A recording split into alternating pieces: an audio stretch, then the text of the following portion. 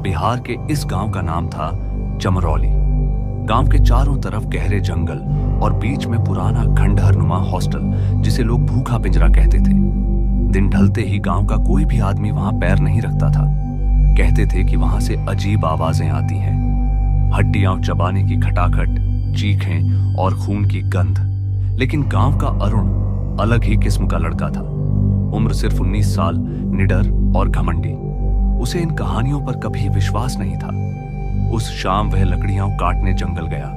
मां ने समझाया था, अरुण बेटा, सूरज ढलते ही लौट आना, वरना भूखा पिंजरा तुझे निगल जाएगा।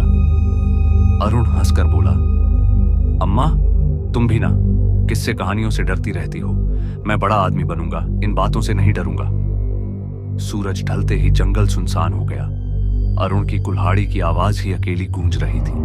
लेकिन कुछ देर बाद अचानक वह भी थम गई। पेड़ों के बीच उसे लगा कोई उसका पीछा कर रहा है। पत्तियों की सरसराहट, टूटी डालियों की आवाज और कभी कभी धीमी फुसफुसाहट। मांस, ताजा मांस चाहिए। अरुण ने जोर से आवाज लगाई, कौन है वहां, सामने आओ। कोई जवाब नहीं आया, बस अंधेरे में दो लाल आंखें टिमटिमाई। भयभीत होकर अरुण भागा और जाने अनजाने भूखे पिंजरे की ओर पहुंच गया। खंडहर के दरवाजे पर जंग लगे ताले लटके थे, लेकिन ताले अपने आप की आवाज के साथ। अंदर घुसते ही अरुण को बदबूदार हवा का झोंका लगा। दीवारों पर काले धब्बे थे, जैसे पुराने खून के। फर्श पर हड्डियों के टुकड़े बिखरे पड़े थे। अरुण का गला सूखने लगा। ये सब जानवरों की हड्डियां होंगी, उसने खुद को दिलासा दिया। अचानक उसे सामने लकड़ी की पुरानी मेज दिखी। मेज पर लोहे की थालियां रखी थी और उनमें भाप उठ रही थी, गर्मा गर्म मांस। भूख से अरुण का पेट कराह उठा। उसने सोचा, शायद कोई शिकारी यहां मांस छोड़ गया है। उसने थाली से एक टुकड़ा उठाया और मुंह में डाल लिया। स्वाद बेहद लजीज था, जैसे उसने ऐसा कभी चखा ही ना हो। वह पागलों की तरह खाने लगा। लेकिन तभी उसने देखा, थाली के नीचे से खून की धार टपक रही थी। उसने नीचे झांका तो देखा, वह मांस किसी इंसान के हाथ से नोचा गया था। अरुण का खून जम गया। तभी पीछे से ठंडी हवा का झोंका आया। उसने पलटकर देखा, 3 काले साए, लाल आंखें, मुंह से लार टपकती हुई। उनकी हड्डियां बाहर निकली थीं, चेहरों पर सड़ांध, लेकिन आंखों में भूख की आग। उन्होंने एक साथ कहा, अब तू हमारा है। अरुण चीखता हुआ भागने लगा। दरवाजे की ओर दौड़ा, लेकिन दरवाजा अपने आप बंद हो गया। तीनों साए उसके ऊपर टूट पड़े। उसकी चीख पूरे जंगल में गूंजी, बचाओ, मुझे मत खाओ। लेकिन उसकी आवाज जल्द ही मांस चबाने की खटाखट में बदल गई। सुबह जब गांव वाले उसे खोजने निकले तो सिर्फ उसकी खून से सनी कमीज और कुतरी हुई हड्डियां मिली। अरुण का नाम उस दिन से गांव की गलियों में डर का दूसरा नाम बन गया।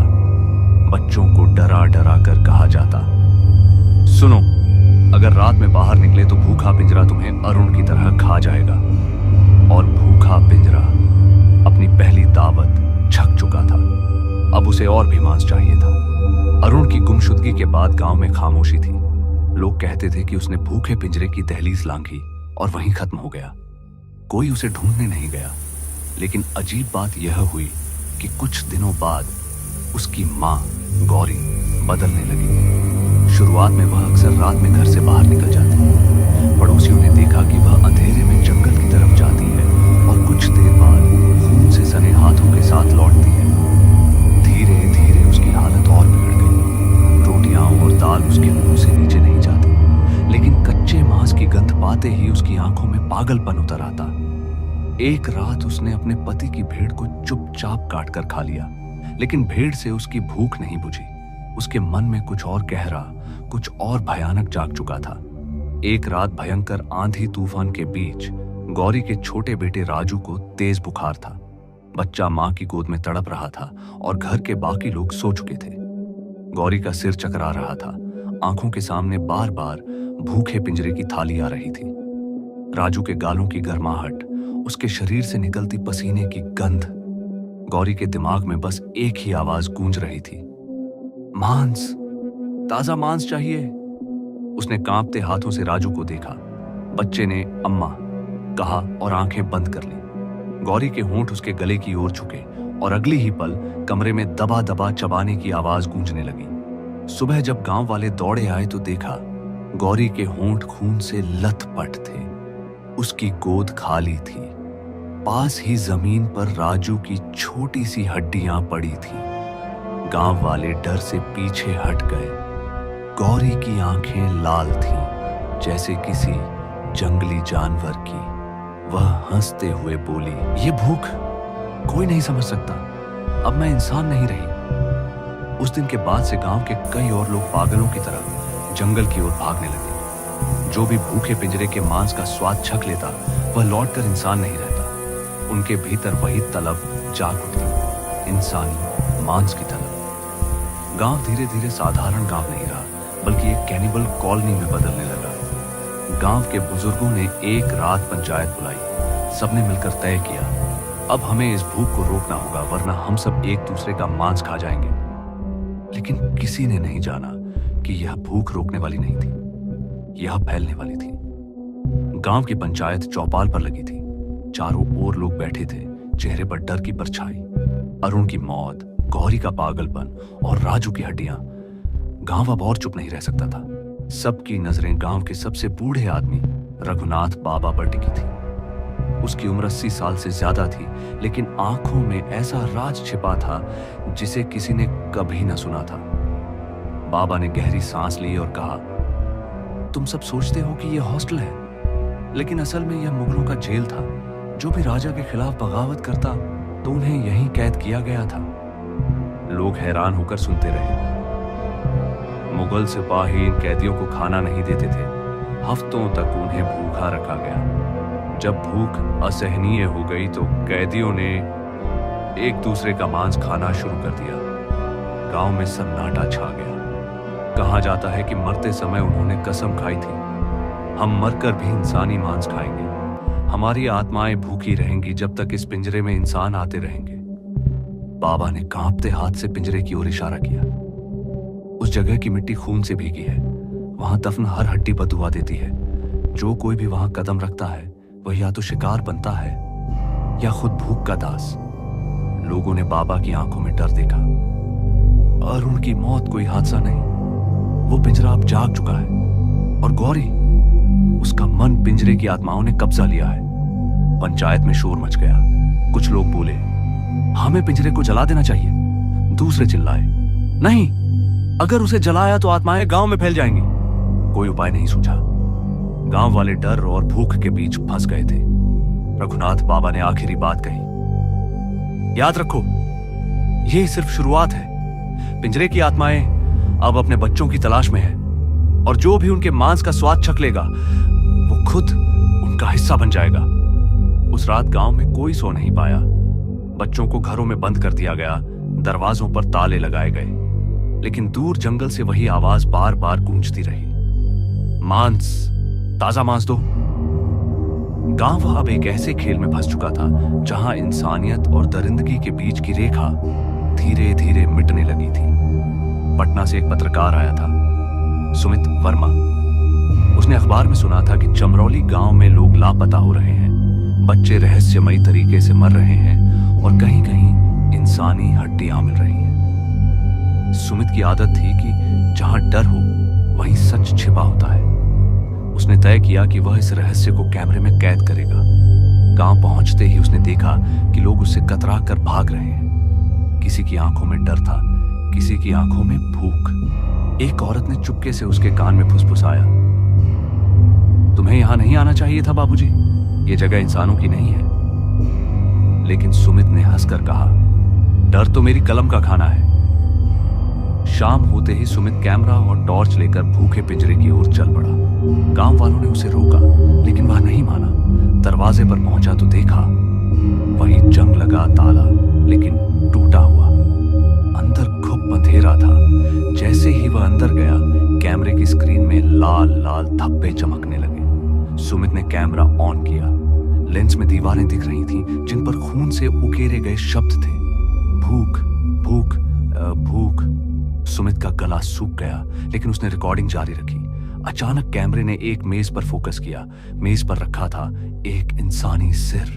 आंखें अभी भी हिल रही थीं, होंठ फुसफुसा उकसा रहे थे, भागो वरना खा लिए जाओगे।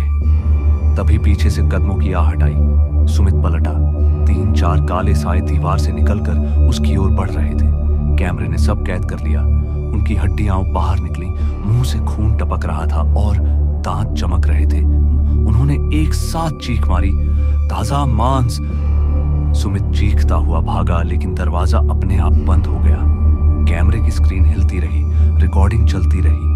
आखिरी दृश्य में दिखा, सुमित जमीन पर गिरा है और वे साए उसके पेट को चीरकर मांस नोच रहे हैं। उसकी चीख कैमरे के साथ हमेशा के लिए कैद हो गई। 3 दिन बाद गांव वालों ने पिंजरे के बाहर उसका कैमरा पाया, लेकिन कैमरा कैसे बाहर आया कोई नहीं जानता। जब गांव के युवकों ने रिकॉर्डिंग देखी तो सबके चेहरे पीले पड़ गए, क्योंकि आखिरी फ्रेम में सुमित की आंखें कैमरे की तरफ देख रही थीं और उसके होंठ हिल रहे थे।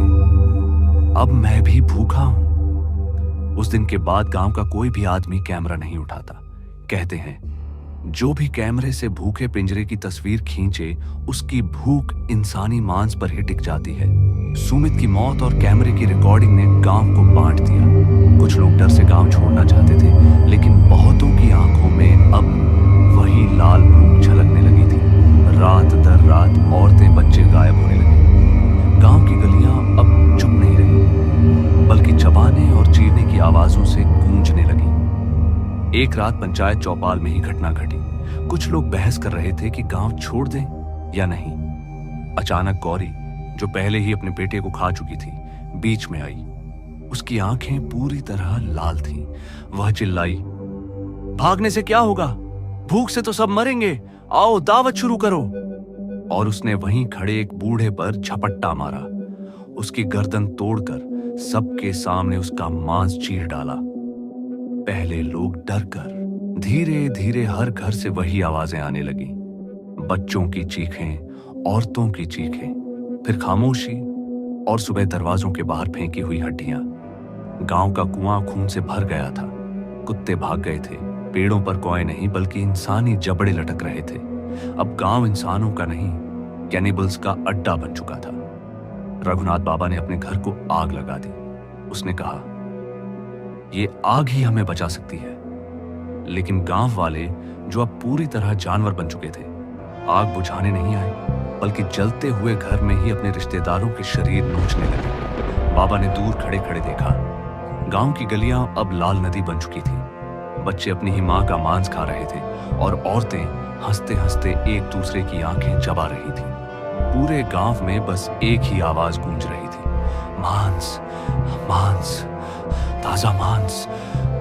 चमरौली गांव की मिट्टी लाल हो गई। दीवारों पर खून की धाराएं बहने लगी। रात के आसमान में चीखों का ऐसा शोर था कि आसपास के गांवों के लोग भी कांप उठे। सुबह तक गांव का आधा हिस्सा मर चुका था, बाकी आधे अब कैनिबल आत्माओं के दास बन चुके थे। उस सुबह कोई पक्षी नहीं चहका, कोई बच्चा नहीं रोया। बस जमीन पर बिखरी हड्डियां और दीवारों पर जमे खून ने बताया कि एक पूरा गांव इंसान से जानवर कैसे बना। गांव अब खामोश था। न गलियों में बच्चों की खिलखिलाहट, न औरतों के गीत, बस टूटी हुई हड्डियां, खून से भीगे कपड़े और जल चुके मकानों की राख। लेकिन सब खत्म नहीं हुआ था। कुछ लोग अब भी जिंदा थे, या कहें कि जिंदा रहने के लिए छुपे हुए थे। गांव के कोने में एक जर्जर कोठरी में छिपे थे।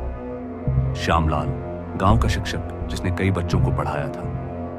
कविता, एक जवान औरत जिसकी पूरी फैमिली मर चुकी थी। और पिंकी, केवल 10 साल की लड़की जिसने अपनी आंखों से मां को खाते देखा था। तीनों कांपते हुए बैठे थे, बाहर से आती आवाजें सुनते हुए। हर जगह से वही गूंज, मांस, मांस। पिंकी ने रोते रोते धीरे से कहा, चाचा, मम्मी मुझे छोड़कर नहीं गई, उन्होंने मुझे खिलाया है। श्यामलाल और कविता ने डर से उसकी ओर देखा। पिंकी के होंठ लाल थे और उसकी छोटी हथेली में एक उंगली थी, इंसानी उंगली, जिसे वह चबा रही थी। दोनों समझ गए, बच्ची अब मासूम नहीं रही। दिन बीतते गए। बाहर कैनिबल्स गांव पर राज कर रहे थे।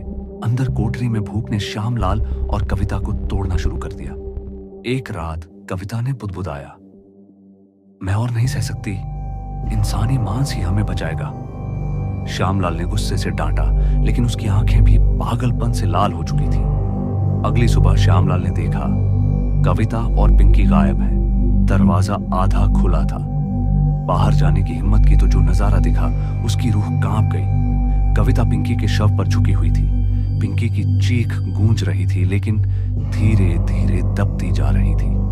कविता उसके नन्हे शरीर से मांस नोच रही थी। श्यामलाल ने भागकर उसे खींचा, लेकिन तब तक देर हो चुकी थी। पिंकी का निर्जीव शरीर सिर्फ हड्डियों का ढांचा रह गया था। श्यामलाल चिल्लाया, रोया, लेकिन तभी कविता ने अपना खून से सना चेहरा उठाया। उसकी आंखों में सिर्फ इतनी भूख थी। उसने श्यामलाल से कहा, अब तुम्हारी बारी है, हम सबको कैनिबल बनना होगा। श्यामलाल पीछे हटने लगा।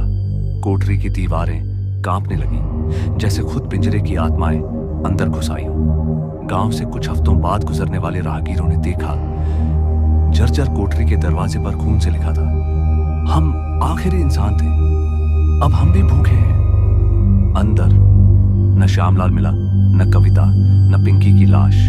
सिर्फ दीवारों पर ताजा नाखूनों के निशान और चबाई हुई हड्डियां बिखरी थी। चमरौली गांव अब नक्शे से गायब हो चुका था। लोग कहते हैं अगर वहां रात को कोई जाए तो कच्ची जमीन के नीचे से आवाज आती है, एक टुकड़ा, बस एक टुकड़ा मांस दो।